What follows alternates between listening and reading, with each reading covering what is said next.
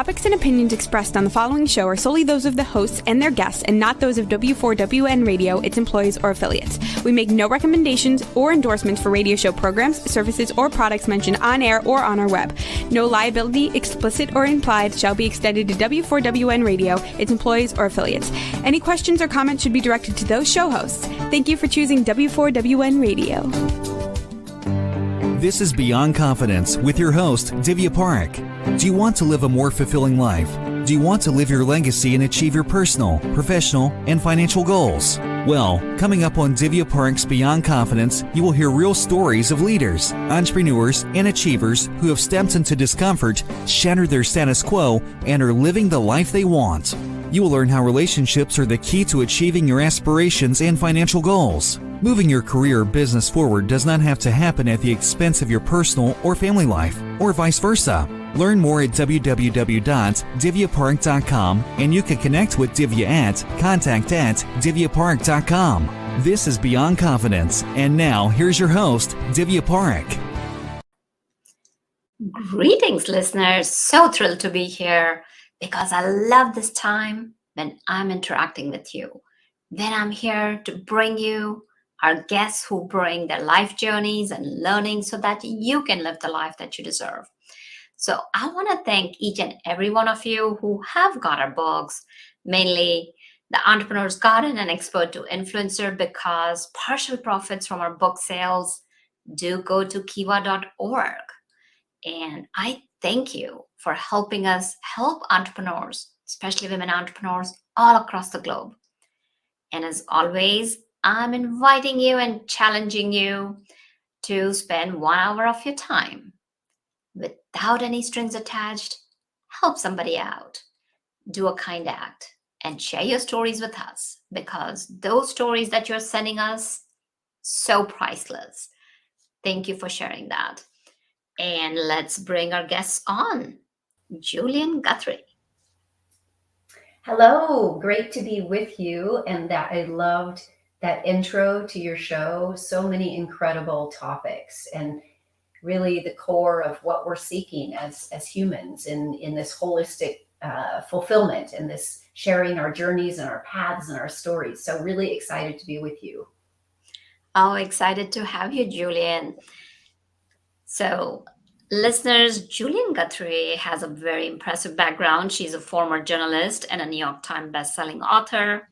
She's the founder and CEO of Alfie, a new tech platform to advance women. She's the co-inventor of Reflect AI, Artificial Intelligence by Alfie, and it's an AI-powered communication tool for more effective communication. So welcome. Thank you. Thank you. Thank you for that intro. Absolutely. So Julian, usually we start out from childhood. When you are a child, does any memory or moment stand out for you even today? Yes, one that definitely has stayed with me, and that I think was a glimpse into, this moment in time when you're a child. And it doesn't mean anything at the time, but in retrospect, it's a seminal moment, and it's a moment that makes a lot of sense for who you become as an adult. And I wonder, I wish we could kind of see these things when we're kids and understand the power of them, but the power of hindsight. So what it was for me is I was a word geek. I was a girl who loved stories, storytelling, reading, being transported by these incredible books and stories. And my family, we would, after dinner, I would be able to bring something special to me to the dinner table. And this shows what a word geek I was. I would actually bring a physical copy in those days of the dictionary. And I would have my family challenge me on words that I didn't know. They would go through and they would just pick words at random. And I thought that was really fun. So as I look back at that, it is something that is very much with me today. I became a journalist. I was a journalist for 20 years in San Francisco. Then I went on to write 5 nonfiction books. Now, with Alfie, communication is really key. You mentioned the AI tool that we have built, and that is something that where words are still with me, and communication is so important to me. So thank you for asking that great question. Absolutely. And I can definitely relate to it because we used to play Scrabble when I was a kid, and storytelling. Yes, I used to write short stories as well as books would open up the world for you. I'd be sitting in my, we had several trees in the backyard, very climbable, easy to climb trees, and I'd be sitting there holding that book and just getting lost. So definitely I can relate to that. Like there's so many areas that we tend to not be able to see and then be that leave a mark on you. So as you grew up, what attracted you in terms of professional career when you were in high school, and in terms of did you play sports? Which area of interest did you have? So I was interested in English and philosophy and journalism. I was very interested. I was interested before I became interested in journalism. I was interested in becoming a great fiction writer, becoming a great novelist. And I didn't know how that would play out. But as soon as I got into college, I realized that it's very, very difficult to make a living as a novelist just out of the gate. I don't know what it would be, the 0.0001% who are able to do that. So I started in journalism, and as a path to eventually writing books, and loved journalism. Worked at our college newspaper, and I was also into sports. And I come from a family where competition is a really good thing. My mother was a nationally recognized golfer. She'd won national championships. My father was very competitive as well. And so it was instilled in us to work really hard, to strive. The no pain, no gain sort of mantra was a part of our family, and a very strong work ethic. So that was combined with my love of storytelling. And when I got out of college, jumping ahead, I just dreamed of working for a big city newspaper. And I moved to San Francisco without knowing anyone, and I started to freelance. And I became a stringer at a local newspaper, then the San Francisco Examiner. And I would go off and I would do any crazy, difficult, challenging assignment that was out there. I covered floods and fires and mayhem and murders, and dispatched in the middle of the night. I would go after any story, I would point it in any direction. And my editors would say, Guthrie, go get that story. And I loved it. It's one of those things that you said you loved reading and being transported. It does that. And I look at storytelling as a way to not only entertain and transport, but to open eyes and open minds, something that can jumpstart industries, and that can change your perception of what is possible. So that's what I've always loved about storytelling. And journalism taught me empathy. It really brought me into worlds of extreme success, and also of extreme deprivation and difficulty. So being able to see those worlds was a blessing, really. But to walk into all of these worlds and see the hardship, to see the perseverance, to see the success, to see how we don't all start at the same starting line. That some people, start way back and they get way ahead. And what are our individual challenges? So that was one of the things that I loved most about what journalism brought to me, and what I hope I was able to add to journalism, into the daily dialogue of stories and news. Absolutely. It definitely sounds like you saw that it's hard to level the playing field because people are coming from different backgrounds. And as you said, some people have a head start and some people don't have any start, and yet they create their own opportunities and catch up, and then some are just left in the victimhood. So there are a lot of different things. And I really like what you shared about the point about the perseverance as success. So during that time of being a journalist, what would you say were your top 3 lessons that you learned? That's a great question. There's so many lessons. I have to boil it down to 2. So my top 2 lessons, ask, never be afraid to ask, even if you think the person's going to say no. Never be afraid to go for something that you want, that you believe in, is one for sure. And within that, that's still one lesson. Within that is, don't take no for an answer. It can just mean not yet. And it can also mean, as I'm sure you've learned so many times in your life, you find another way. And so you find another way to connect with that person. Let's say you're trying to get an interview, you're trying to land a job, you're trying to get to that next place. If you're not hearing from someone, find another approach. Go around the person. Who is the person connected to? So that's one, is never be afraid to reach out to people, to ask with authenticity, with warmth, and with honesty.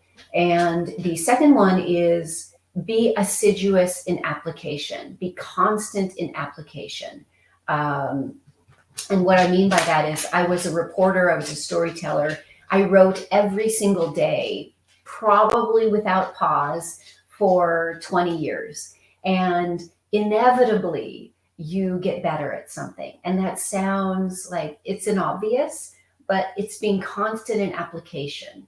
And I learned that in journalism. I started out, I was scared and an editor would come by and be like, Guthrie, we need this story by Friday. And it was Monday. I'd be like, oh my gosh, I only have 4 days to do this, or 4.5 days. And then I got good at that. And then the next thing was I'd have 3 days, and then it would be 2 days. And then it would be, I'd arrive at work at the San Francisco Chronicle at 9 a.m. and it would be, a story is due at 3 p.m. that day. And so you get better at things, but it's not going to happen. You're not going to go from on day one where you can get that story done in 6 hours. But it's, again, being constant in application, and each day you will, these incremental gains. I'm a big believer in that in my life, is that, most people you don't go from navigating to trailblazer. You go from you navigate, and it's these little constant steps that you keep at every day. Is that similar to your experience? Oh, yeah. What I've found is that failure is the perfect breeding ground for opportunities. It becomes the fertilizer and fuel for your success. And you talked about application, that an incessant application or implementation, because you can have the best of intentions, you can have the best growth mindset, and that's all it remains if there is no application or implementation. And what you mentioned about is the incremental gains. That is so critical, because in practice lies the progress. So many people think that, gosh, this is a repetitive task. I have to write that down. In practice lies the progress. That's a great line. It's one of my lines that I've come up with, because a lot of people are talking about perfection. And I say that there's nothing like perfection. Look at nature. Nature is continuously evolving. We are evolving. So as long as you're making progress, you're moving forward. So sometimes you don't realize you're making progress when you're in the midst of it. It's almost like the story of being a child and having the dictionary, and you look back at it and you say, aha, that's a really telling moment. And when you're in a daily job, maybe you don't see you're making progress, but by showing up every day, by doing your best every day, by maybe taking a little bit of a risk every day, reach out to someone you don't know, offer to do something you haven't done before, take on an assignment that is new to you. Those are the incremental gains that make such a difference over some period of time. It's this Japanese principle of Kaizen. that again is this assiduous in application, and that it doesn't, it's a myth that people just go from 0 to 60 in a nanosecond. Yeah, definitely. So there was a lot there, I know, for us to unpack. yes, But I've written down in practice lies progress, because I think that's a brilliant statement that's very aligned with my view of the world and of how people make progress. And I've interviewed some of the great entrepreneurs of our time, from Elon Musk, Larry Ellison, to Richard Branson, to a number of women, really incredible women founders, and it's hard work. There are no shortcuts, and that goes along with exactly what you're saying and what I'm saying, and this incremental gain. Well, thank you for sharing that. And can you share if you were at San Francisco Examiner, if I'm recalling it correctly? Were you there for your entire journalism, or did you move to other newspaper or other outlets? So I started at the San Francisco Examiner, and it was when there was when there were 2 newspaper towns, and of course that's something that's so it's become obsolete and very antiquated as a concept. But I was at the San Francisco Examiner, and then I went to the San Francisco Chronicle when there was a merger. And so I worked for 20 years in San Francisco. And it was such an incredible career. It was, this ability, again, to walk into any room and ask just about any question. And then you walk away knowing a little bit more at the end of the day. And it was an incredible high adrenaline, which I liked. Maybe that goes back to competition. But I loved the deadlines, the race to get the story, to do better, to get more sources. It was an incredible, incredible career. Fantastic. So you did pivot. So tell us what led you to pivot your career. I'm sorry, I missed that. What led you to pivot your career? To pivot in my career. So I had written my 3rd book. Yes, so I'd written 3 books. I was working on my 4th book, and at that point, I had written just about every story imaginable, again, 20 years in daily journalism. And I felt like I wasn't as enthused when an editor would come over and start approaching my desk. And I was like, oh no, what story now? I knew it was a time for me to move on, because I had literally over 20 years done every imaginable story. And when something is no longer challenging to you, when you've done a great job, you've done that. And then the landscape was changing. Everything was, was clicks and eyeballs and shorter. The stories were getting shorter and shorter. And yet I had this rising career as an author, and where it was really taking hold, and I loved it. It was like super long form journalism, if you will, in writing these nonfiction books. And so I stepped away and focused on my books. And then it was writing Alpha Girls, my 4th book, that set me on this journey to Alfie. And that was the book that changed my view of the world. I had been very aware of the disparities, of course, that persist, and the inequities and inequalities when you look at people of color, when you look at gender. And the book Alpha Girls was a story not only of how women succeed in male-led industries, but these persistent disparities. And why is that the case? And so I wanted to come up with great companies are born out of great frustrations. And so it was this frustration when I looked around at the world and said, there are all these incredible dynamic women. There are lots of men who are great allies. And what can we do to to really further both, to create more great allies, whether women to women, across genders, whether men who can be great allies. How do we create a platform for companies to better recruit, retain, advance women? And also I wanted to look at what are our social networks for women, and how are they working and how are they failing? And so all of that became kind of the galvanizing force behind Alfie. Create a better social and learning network for women, work, home, and school. Very Well, ambitious. well, it's good because unless you have that bold and audacious and hairy goals, Yes. unless you have that type of vision, you can't go for it. You gotta dream something beyond that you are, something larger than life. So I'm glad that you did that because it's powerful. It brings women together and it sets a good example for others. So you mentioned about something very powerful, like a couple of points that I'd like to touch upon. One was that if something is not challenging you and you feel that you have had the run of your career, it's time to change.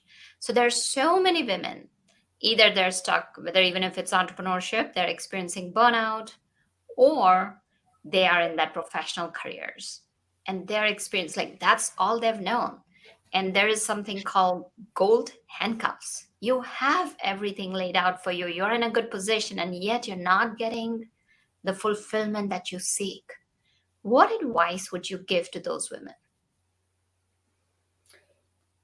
Every day is a gift, and we do know this is a cliche, but it is so true that life is very short. And think about the impact that you want to make.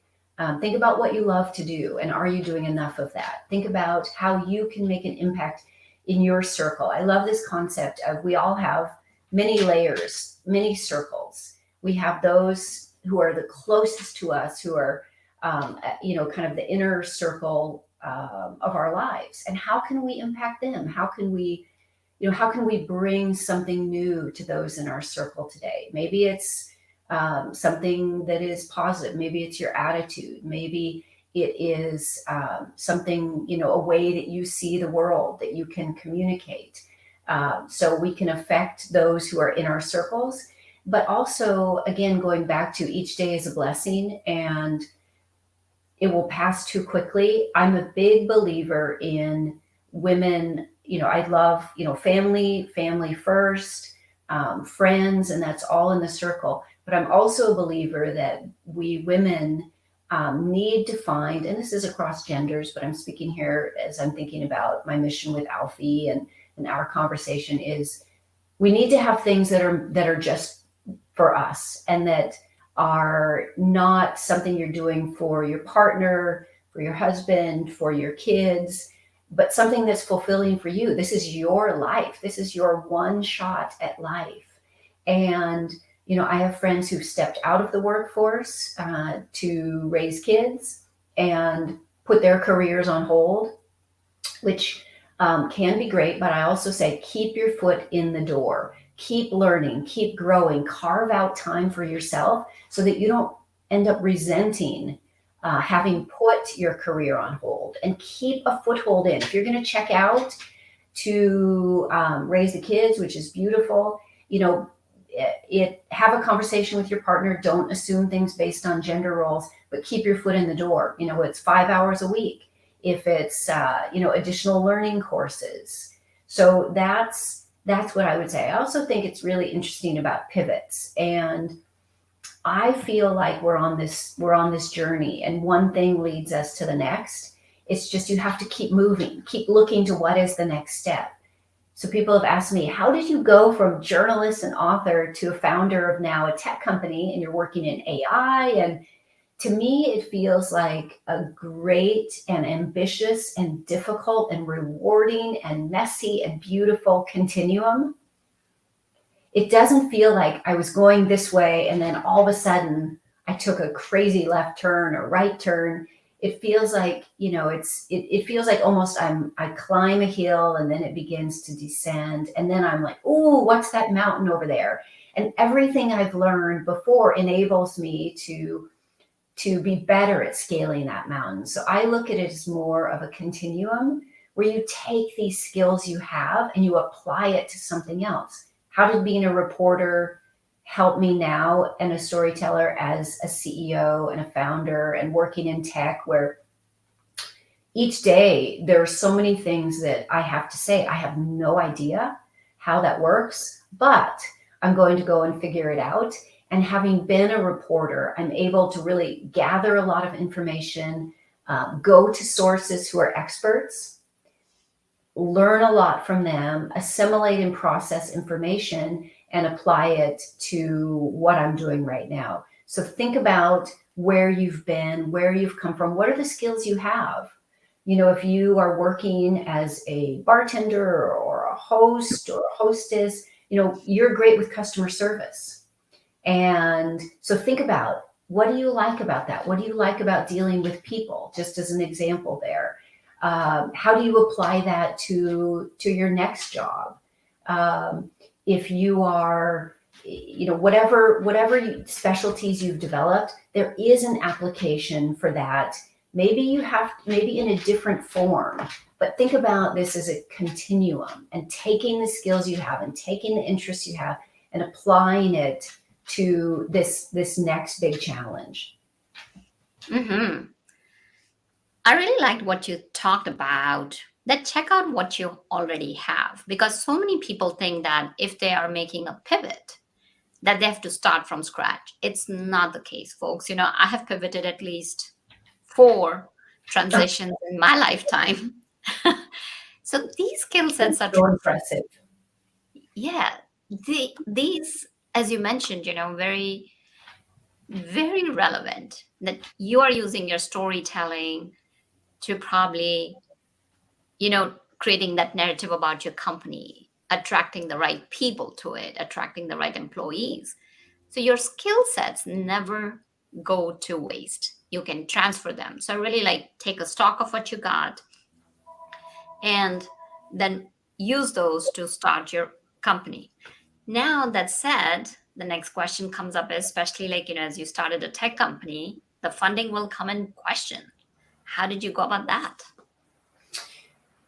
Oh boy, that's a big one. That's a really, really important one for founders, and particularly women founders. Alpha Girls, you know, when I was reporting that book, I learned that only 2% of venture capital dollars go to women-founded firms, 2%.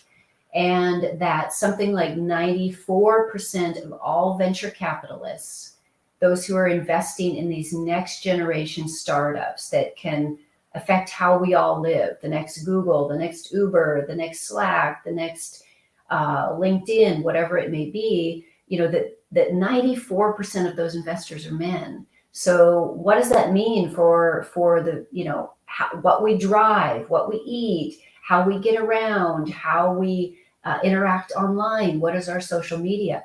And the implications of that are huge. So going back to your question about funding, as a woman founder, it's challenging to raise money, but there is still this advantage that the stereotype, the hoodie wearing guys, bros who, and saying nothing disparaging, this is a stereotype though, and there's a lot of truth to it that persists still in fundraising on the venture side, is, you know, they've dropped out of Stanford or they're in Stanford and they have this idea, and, you know, it's not even a minimally MVP, a minimally viable product.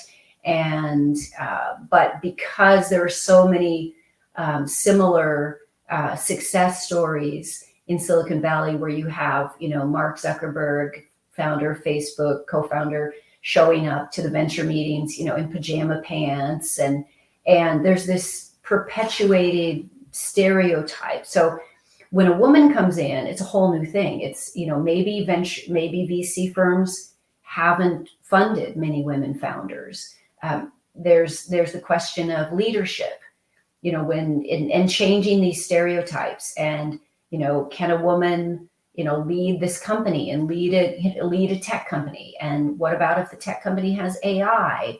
And so the fundraising is challenging. And it is also a matter of something I said in the very beginning, that is, you know, you have to go through a lot of no's to get to yes.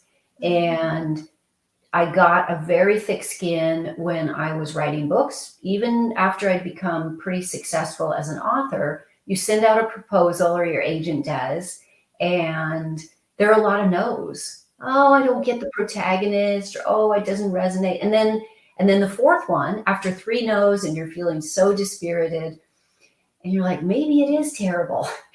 Then you get a, oh my gosh, from an editor, I love this. This is the best thing I've read in years. This is going to be a blockbuster. So persevere, going back to perseverance around that. It was the same thing with fundraising. So what I did is first reached out to those I know in the industry, and something that is said in the intro, which is networking and friendships are going to make all the difference in your world, and reaching out and connecting with people in authenticity, and just making those connections. Connect with new people you haven't met, who you have similar interests on LinkedIn or in Alfie, and make those connections. So the fundraising, I reached out to people where I had contacts.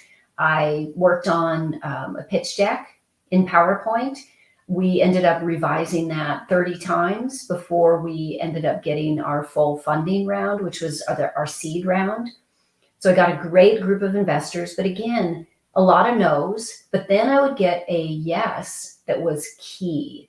And then that yes would lead me to other yeses, where, I would land on a male investor who's incredible, who's been a great ally, who's a partner at Sequoia. And he was like, I get it. I have 3 daughters. I have, I want the world to be more equitable. I see the disparities. I see the problems. And so it's fighting through the no's, and it's remembering your mission and your purpose, and believing in yourself.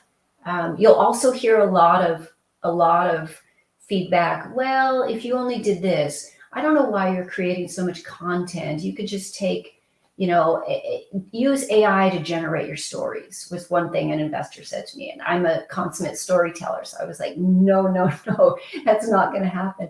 So, but there's a tendency to, oh, gee, maybe I should go back and rethink this whole thing.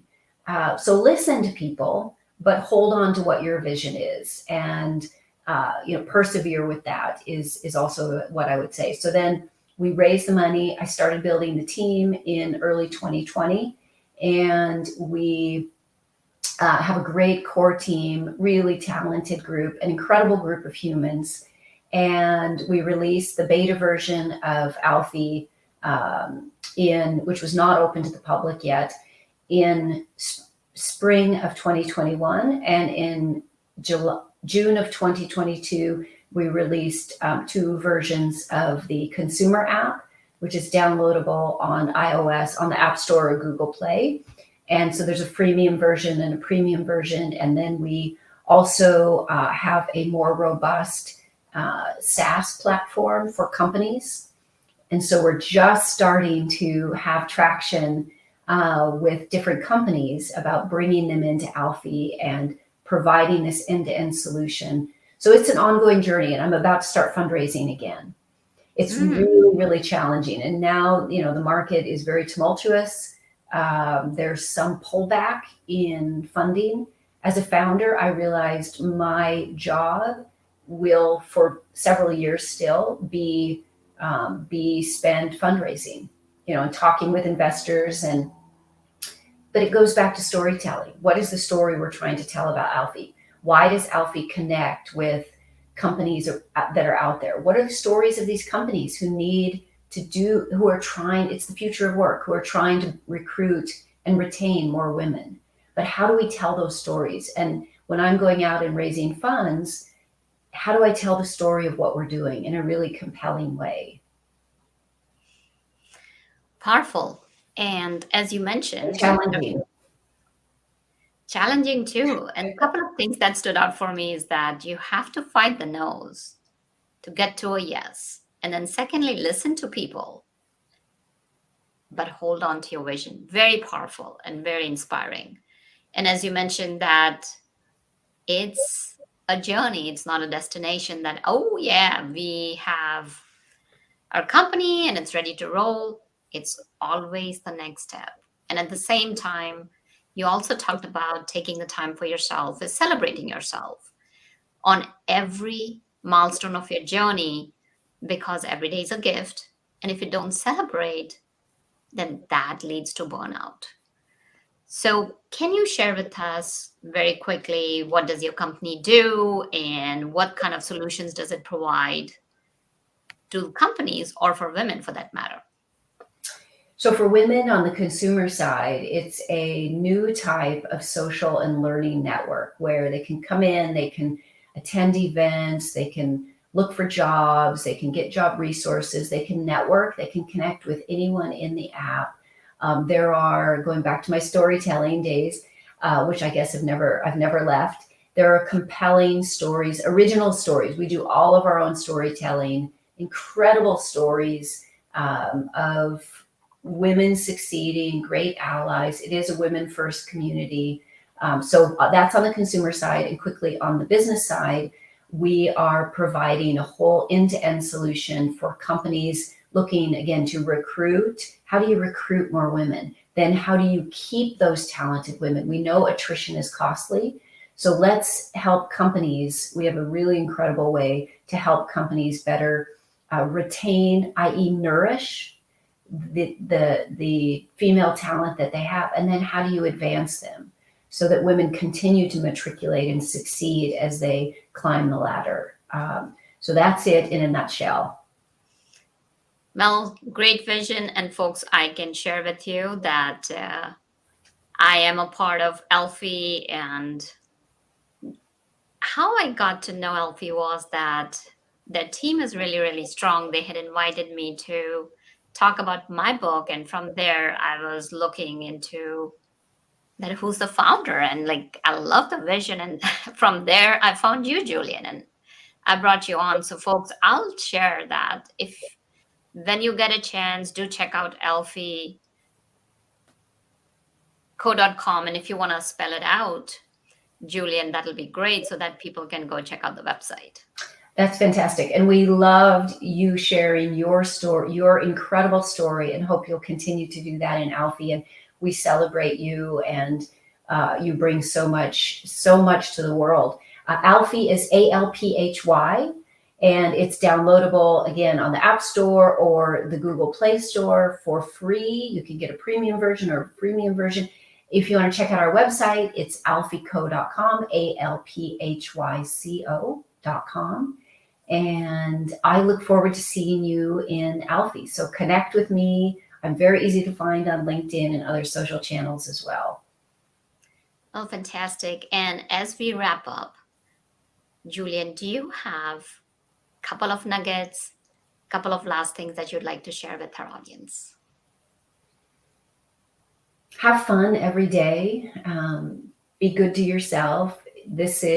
You need stamina to succeed. And so that requires taking care of yourself, finding time for yourself, saying no to things that don't matter as you prioritize your life. And there's a saying that I love that is the will to do, the soul to dare.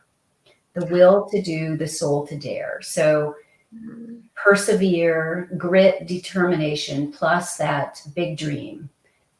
So that's a quote that I would love to leave everyone with. And I hope that it's something that you can think about and employ and adopt and adapt to your life. Loved it. Definitely. That quote is staying with me for the rest of the day. Or you live that. And I love that you asked our audience to go have that big, audacious goal, have that dream and go for it. And today you saw, folks, how Julian went after her dream and achieved it. So go for it. And thank you, Julian, for being so open and sharing your story with us. Thank you for inviting me. Thank you for the incredible questions. And thank you for embodying all of these important traits and advancing the conversation. Oh, and thank you for doing what you're doing for women, because it's very close to my heart about leveling the playing field. So really appreciate that. And listeners, thank you, because without you, the show would not be possible. You reach out to us, let us know what kind of stories, what kind of skill sets, What can we bring you so that you can live the life that you deserve and you want? And thank you, Juan, for making the show technically possible. And until next time, be well and take care. Thank you for being part of Beyond Confidence with your host, Divya Parekh. We hope you have learned more about how to start living the life you want. Each week on Beyond Confidence, you hear stories of real people who have experienced growth by overcoming their fears and building meaningful relationships. During Beyond Confidence, Divya Parekh shares what happened to her when she stepped out of her comfort zone to work directly with people across the globe. She not only coaches people how to form heart connections, but also transform relationships to mutually beneficial partnerships as they strive to live the life they want. If you are ready to live the life you want and leverage your strengths, learn more at www.divyaparekh.com. And you can connect with Divya at contact@divyaparekh.com. We look forward to you joining us next week.